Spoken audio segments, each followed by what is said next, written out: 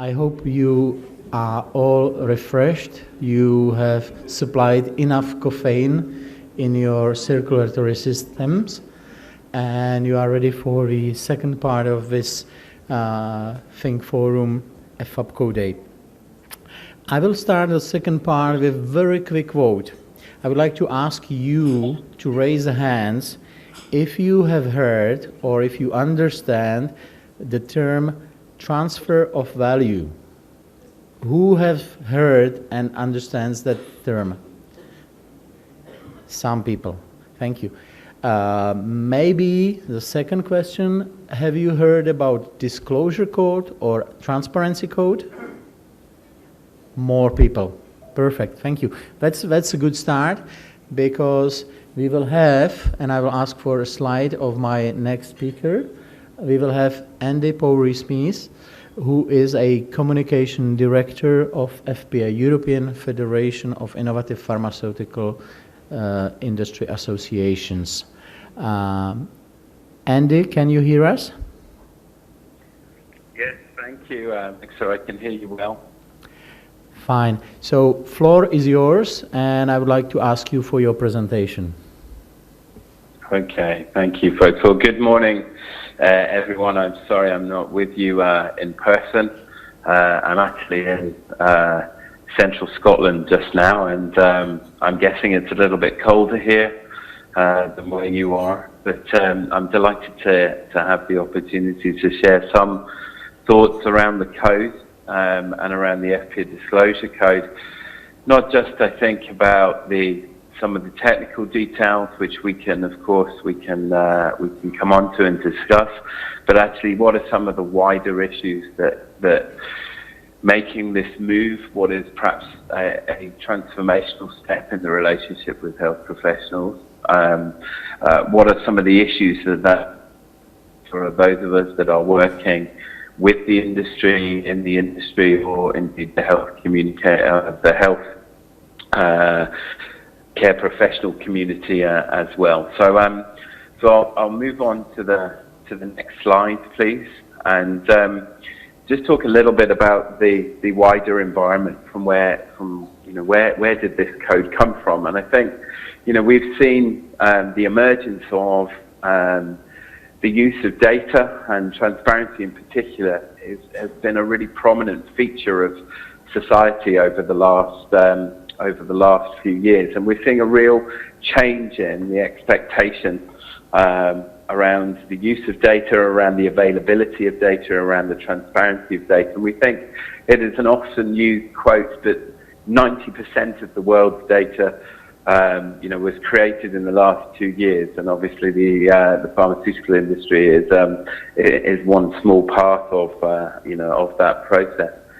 So if we move to the next slide, I think we also recognise that we are starting to deal with a new generation of doctors coming through and of health professionals coming through that view transparency, social media, availability of data online as in a completely different way than perhaps the generation of doctors that are currently key opinion leaders and at the senior level. It is highly likely that younger doctors on their way through will have tweeted whatever they had for breakfast, and potentially will disclose their romantic intentions for the evening on Facebook. There is a completely different culture around the disclosure of kind of information online. And I think if we move that to the next slide and look at the wider societal context, we've had a few years, and there's been some confidence in what were formerly kind of trusted institutions, been shaped massively by the financial crisis, and that has led, I think, to a difference on transparency and, on particular, the relationship between commercial organisations such as the industry and the EFPIA members and their relationship with individuals that are in the public employ. So individuals that in these very tough times are paid out of taxpayers' money, the expectation, be it in our industry or in other industries is far higher. So let's move on to the next slide. So I guess we see evidence of that. If we look now across the world, specifically from a pharmaceutical perspective, we see that there are over 36 countries now with guidelines or legislation or guidance relating to the disclosure of payments to health professionals by the industry. It varies. Some is legislation, some self-regulation. But obviously, if you see the inclusion there of the US, Europe, and Australia in terms of the percentage of the global market, it is a very significant amount that is now covered by some kind of transparency regulation. So moving on, I think we all recognize that this is probably is quite a significant shift. Okay, it's a big challenge for us as an industry. It's a big challenge for health professionals. So the disclosure of transfers of value, as Miksa asked and suggested earlier on, transfers of value, money changing hands, probably I would view it as two kind of broad categories. One is where there is a financial transaction, so people are paid for a fee for service, so consultancy, speaker fees, chairing fees, advice, advisory boards, that kind of thing. And the other area is around what I would sort of call kind of sponsorship. So this is travel, accommodation, registration fees, this kind of work. So money doesn't necessarily go directly to the HCP, but they receive that transfer of value. But we know, this is a complex area where there are significant sort of stakeholder engagement and relationship management issues, as well as the technical challenges of just being able to capture that data for 2015, to be able to validate, sort out that data and deliver that in 2016, which will be at the end of June 2016 will be the first disclosure. We'll talk about some of the challenges involved in that in a little bit more detail later on. So if we go to the next slide, one of the critical areas, and I suppose almost an inherent tension in here, is the relationship between the societal demand for greater transparency, the inclusion of greater transparency in the EFPIA Code, but also this of privacy legislation across Europe. So there is a directive governing privacy legislation, which is pan-European, but the application of that varies country to country, so that there are certain variations in different places. And managing this inherent tension, this process, is one of the most challenging areas, I think, around the code. And if we move to the next slide, please. One of the areas that we've had great discussions in different countries around is how we manage this process of getting consent to disclose. And if you imagine a spectrum, I think at one end there is a sort of contract by contract approach, so that people get written formal consent to disclose the information. Some companies, some members are taking the route of attaining consent to disclose the information for a year, for example. So they would just send out one communication to health professionals, get their consent to disclose all payments within a calendar year. So that's another way that people are looking at this. And we have some markets where people are having discussions with their competent authority on data protection, where the discussion is around sort of what we would call public interest arguments. So, for example, when politicians often disclose their expenses, that is considered in the public interest. So the public interest principle outweighs someone's legal individual rights to privacy, and you can disclose that information without written consent. So we know this is a really process. So whether, if you're doing it contract by contract or annual consent, managing that consent on the way through. The easiest approach, obviously, would be the public interest argument. But, companies have to look at that from a data controller perspective and work out what their potential liabilities are in how they will approach that. But we see a mix of responses. But what are the risks then attached to that? So, for me, fundamentally, high rates of non-disclosure is the biggest risk, both to industry reputation, but actually significantly also the health professional reputation. We are going to see variances across Europe hugely, where there are different attitudes, different cultures, means your rates of disclosure will be, where there is legislation, obviously 100%, where there is a long history of self-regulation and significant buy-in from the health professional community, you will see very high rates. And in other countries, the attaining consent to disclose will be more challenging, and there may be far lower rates of disclosure than in other countries. And explaining as an industry, but also as a health professional community, why those variances exist will be certainly challenging for people, I think. Okay, moving on. So I think I've probably covered this slide actually. So if we move to the next slide. So I'll explain the tractor in a minute, I promise. So one of, as we have to do, and as you will always find in a heavily regulated industry, we have, started looking at, well, what are the compliance procedures, what are the processes that need to be in place, and so on. But actually, I think over time, the real way to manage this consent issue is actually to look at what kind of culture that we are operating.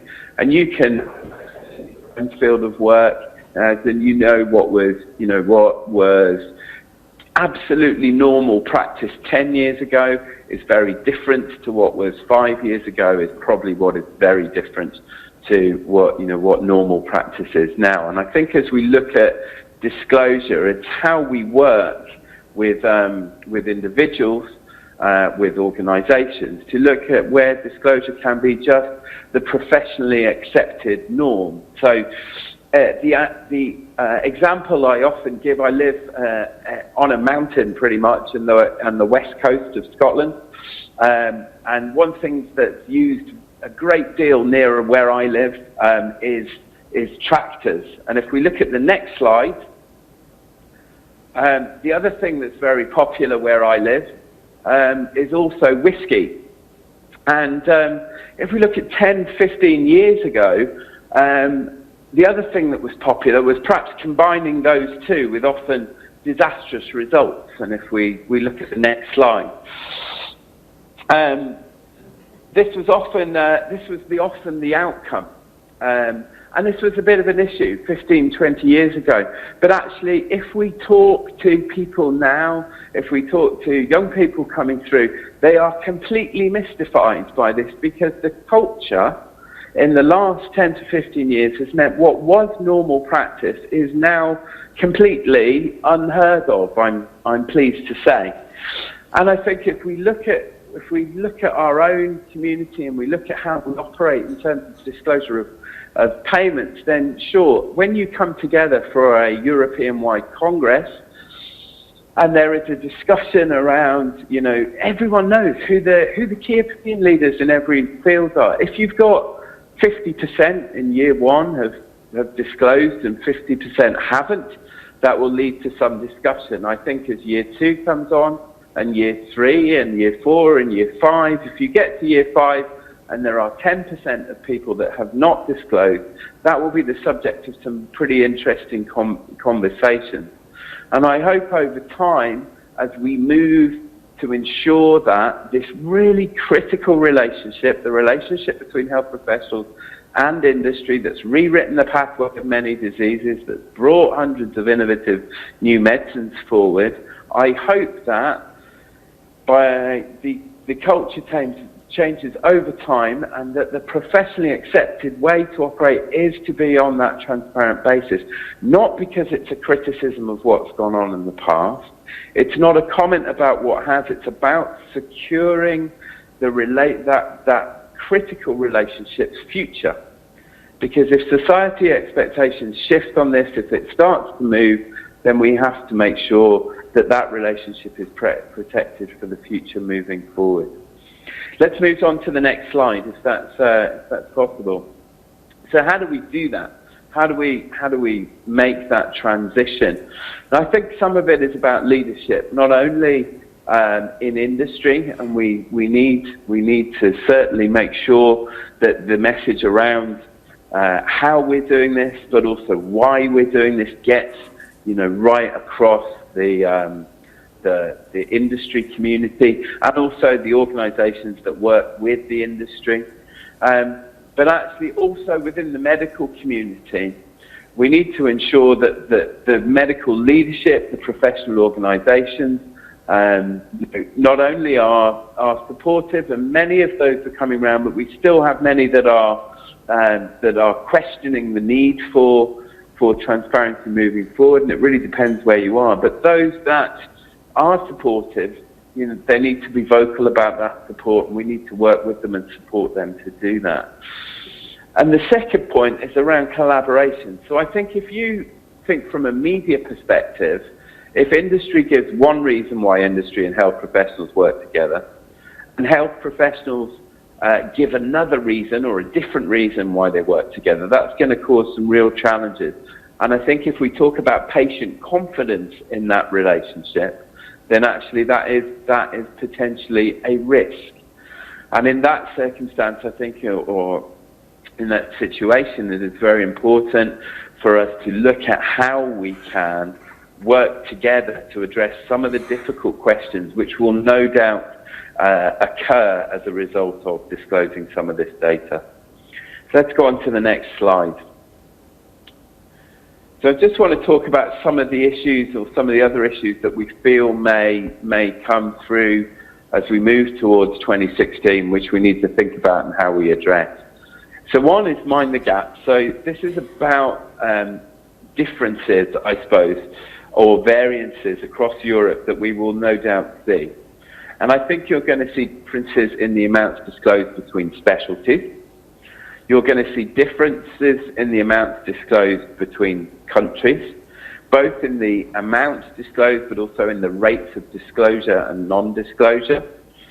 And we may see differences between companies in terms of, how they operate and so on. And all of these are going to present questions that we will need to be prepared for, and that we will need to think through what the appropriate answers are to some of those questions. So the next slide, please. So there is a reason, I promise, for having a dog in the presentation here. So this is taken from a website where owners of dogs are able to confess the sins of their dogs online. So they put up pictures, and it has a little sign, and it says what the dog has done. And in this case, it says, I jumped through a window screen to chase a cow. And the point here is, just because they have put it online didn't make the cow feel any better at all. So I guess if we're talking about this from our own perspective, just because we put that data online, we disclose all our payments, isn't the solution to all our troubles, and we shouldn't convince ourselves or in any way say that that is. We need to consistently ensure, and I know companies have worked very hard on this and continue to do that, as do organisations that work with industry in various capacities, to ensure that we continually evolve those relationships to ensure that they meet societal expectations. And actually, if we think about how we do that, we've seen the evidence of that and how things have changed over the last 10 years, over the last 5 years. But I think there will be a real focus on those relationships in 2016 when this data, which hasn't been previously available, becomes available. And we need to be completely assured that we are comfortable and confident and relaxed about those relationships that we do have, because they're of immense value both to industry and health professionals and ultimately to patients. So the next slide, please. So one of the issues that we have been looking at, and having led this work in the UK, is about how you sit down with the health professional community and look at some of the difficult questions in advance.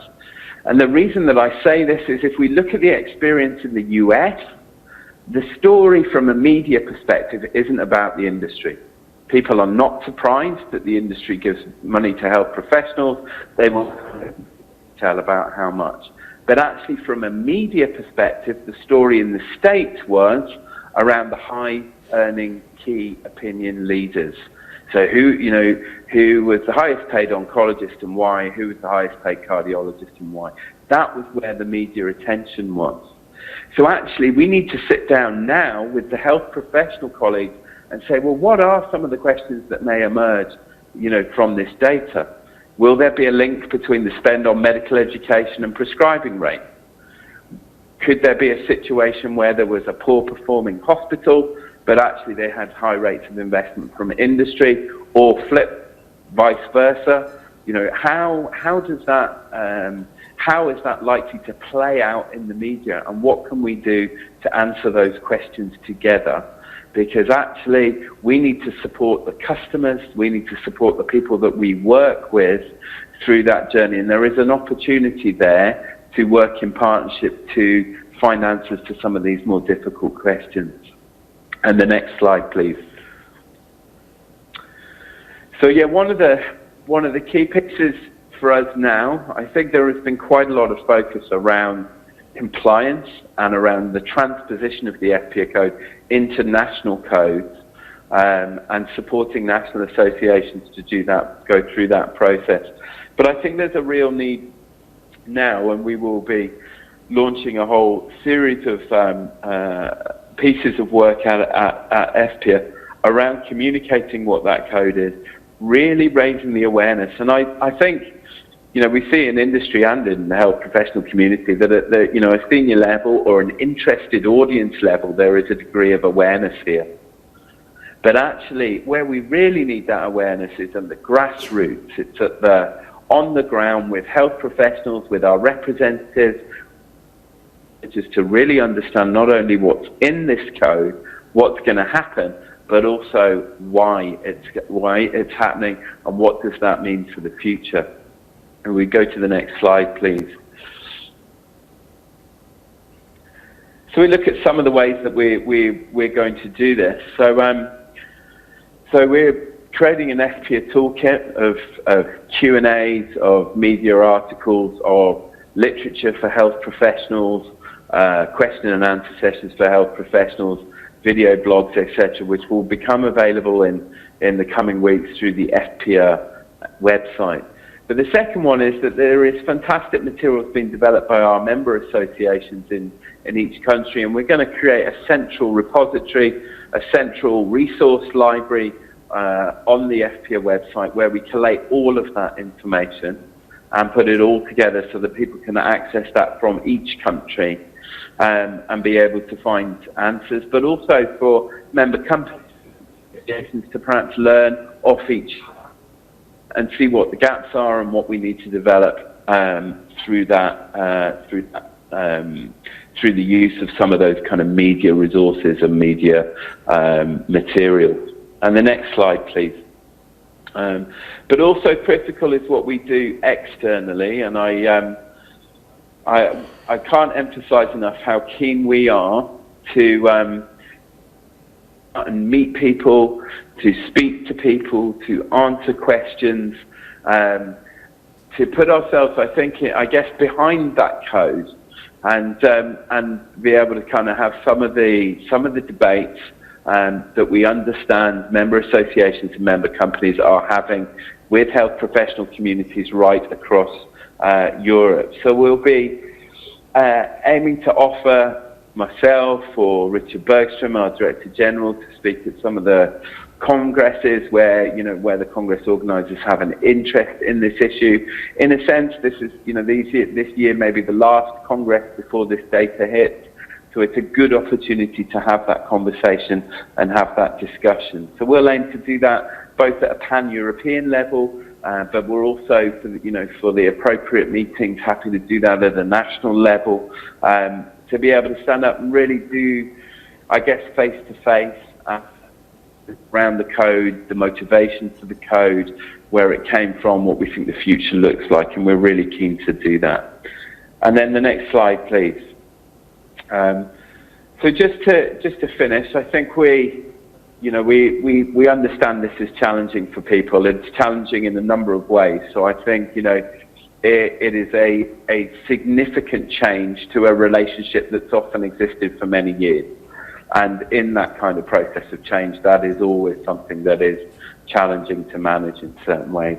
We understand for both our members, but also member companies, but also organisations working with those, that there are administrative and logistical challenges attached to working in a new way, which we will have to work together to try and address and solve and find the right processes through.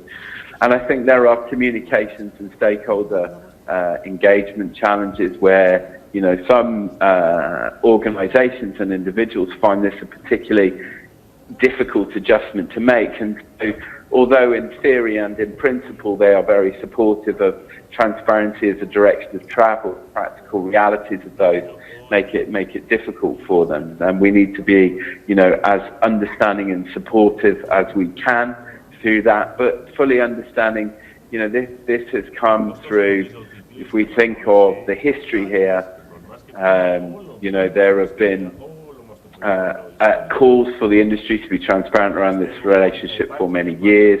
We've seen legislation occur in a number of countries, and we've had, this code has come from the global CEOs of member companies to take a real leadership position on this particular area, and our job is to then get in and deliver that in the very best way that we can to support the people that we work with, but to move that relationship on secure, comfortable and confident in the relationships that we have externally for the next decade, because it's critical not only for industry, not only for health professionals, but for patients too. So thank you very much, folks. I will leave it there, and I'm happy to stay on the line, and if there's any questions, then please don't hesitate. Andy, thank you very much for your presentation, and I would like to ask you to stay online with us. I will have a brief point of view of from our PCO side, and I believe then there will be some questions asked to you. So please stay on the line.